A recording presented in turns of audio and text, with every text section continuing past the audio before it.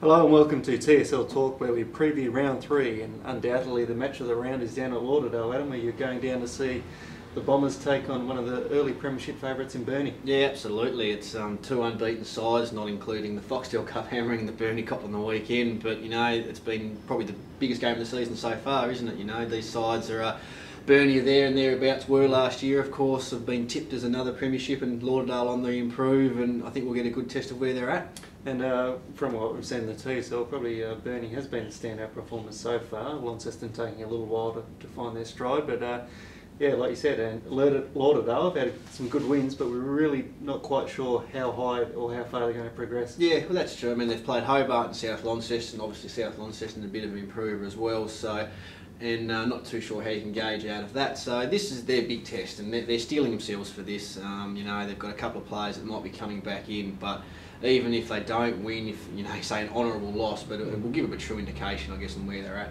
And Bombers coach Darren Winter had some interesting things to say this morning on what he thought of Burnie. Yeah, I think they're probably going to finish in the top couple on the ladder. So going into this round with 3 wins and from 3 games is a pretty good start. So I think this is going to be the big one for us, to play one of the top teams, and obviously coming off a pretty big loss, they'll be pretty keen to get a little bit of pride back. And of course, whenever you talk about Burnie, the obvious, probably the place where you start is in the middle with Jason Laycock, and he's definitely the standout big man in the competition, and any team he goes up against Burnie, that's the focus point, isn't it? Yeah, it is. It's probably like playing Aaron Sandlands in the AFL. I think you've got such a and even more so because he's the dominant big man.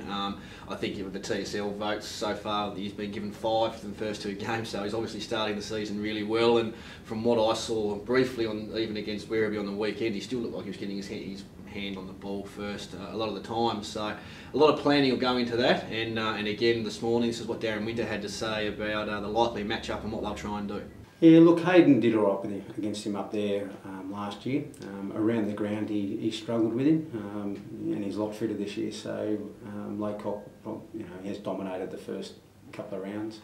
Yeah, look, our midfield's smart enough to, if Hayden's not getting on top of him or Jason's on top of Hayden, we'll try and shark their taps and read the play. But the same thing, we're contested footy, so we'll be hands on most of the time all around the ground. Are you able to give us a tip on who you think will come away with the points? It's really tough, and I think what's made it even tougher is the fact that the travel factor as well. Burnie going into state last week, coming back, having to travel down, it's a 4.5 hour drive from Burnie down to Lauderdale, stay overnight, so their preparation will be disrupted, but I still think they might have the class. Andrew Lee, I believe Russell Robinson might even be playing this game as well from all reports earlier in the season, and he was making a trip down south, so maybe them just, but yeah, I'll hedge my bets, and Lauderdale are a big show. And the round starts on Friday night, where Clarence has got its first home game of the season against North Hobart. Yeah, this will be another cracking contest, one at North Hobart. They're looking to improve, and Clarence again undefeated. North Hobart will test themselves here. They touched up Hobart a few weeks ago. They've had a week off, that'll freshen them up, but I think Clarence at home will probably get the points. And I suppose it's the TSL's version of the Western Bulldogs Melbourne game at the TCA with Hobart and Glenorchy. It's a bit rubbish. Well, there's big ramifications for whoever loses this game, especially if it's Glenorchy, I suppose. Absolutely. They can't lose this game. If they lose to Hobart, who have lost by 150 points, then some serious questions will be happening out of KG5, I would have thought. And up at Windsor Park, we're going to find out how much South Lonnie have progressed. They had a good win last week against North Lonnie, but they take on the reigning premiers in Launceston. Yeah, noticed Mitch Thorpe said that they've got nothing to lose, and that's probably true, but I can't see Launceston dropping this one. South Lonnie might be on the improve, but Launceston wouldn't want to drop a game at home, especially to an up-and-coming side. Slow start, but they'll start hitting their straps, and I think they'll do it pretty easy. And we saw who South Launceston beat last week, North Launceston. They travel across to take on Devonport.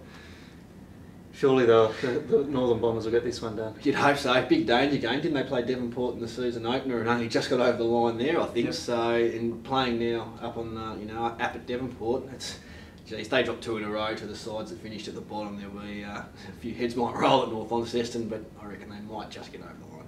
All right, Adam, thanks for your thoughts. Remember, for all your TSL stories, pick up your copy of the Mercury or go to the Mercury online.